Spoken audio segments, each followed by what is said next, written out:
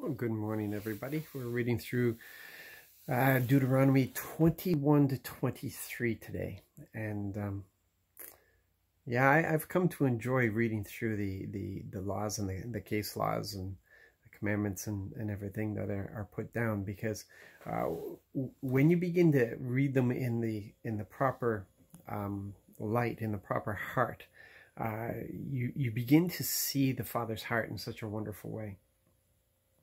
You know, I always feel that I have to have a disclaimer anytime I want to talk about the Old Testament or anything I want to talk about with the law and such. You know, we're no longer under law but under grace. There is no condemnation because of love. You know, versus that just we have to make sure that we understand that salvation is not by works, but by grace. But still, when we're reading through, it's just, you know, our Father is justice itself. That is who He is. He is great concern for justice, and I talked about this. So, you know, righteousness lends itself to justice, and we are called a righteous people. So that means that we do what is right, what is good, and to the point where he's concerned about a railing on the roof so nobody falls off, to avoid shedding innocent blood. A railing on the roof, but those things we can accept. You know, that's a really good thing. But then we you know, we kind of balk at these other things that have to do with the stoning of the disobedient child. Not disobedient. This is a child that is causing disruption and is obstinate and such. But anyway, still stoning, putting them to death. The putting to death because of adultery and these things that today, you know, it's commonplace.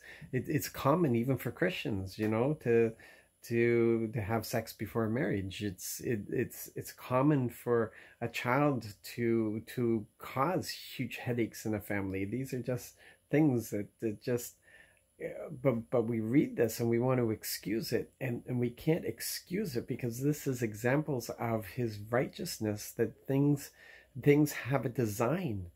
Things are designed a certain way. There's supposed to be a certain flow to relationships. There's a order in the way that things work, and if they don't work that way, then they break, and if they're broken, then they don't function properly. And this is the whole thing, that we have to come to understand that our Father created things to function a certain way, and if they're not functioning that way, they're out of order.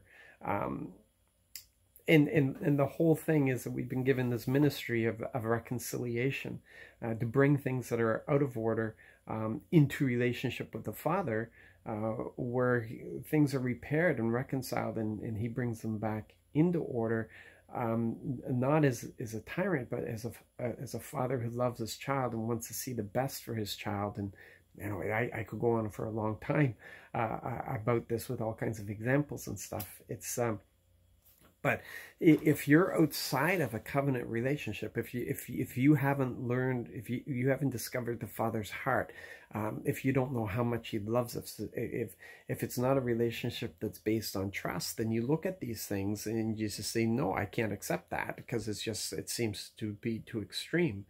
But when you're in this incredible loving relationship, a relationship of love and trust, when you know that He has our interests at heart, that He desires our success, that He wants us to be happy, to be joyful, to be at peace, that He wants us to be reconciled and repaired and brought into the proper function, then you can look at it and say, you know what, I don't understand it, but I trust You and I love You, and because I love You, I'll be obedient to You. And that's the kind of relationship we have. It's not like some people portray it. So just keep that in mind today. Pursue Him, get to know Him, seek Him out, and know His heart, because He loves us. He really does. God bless.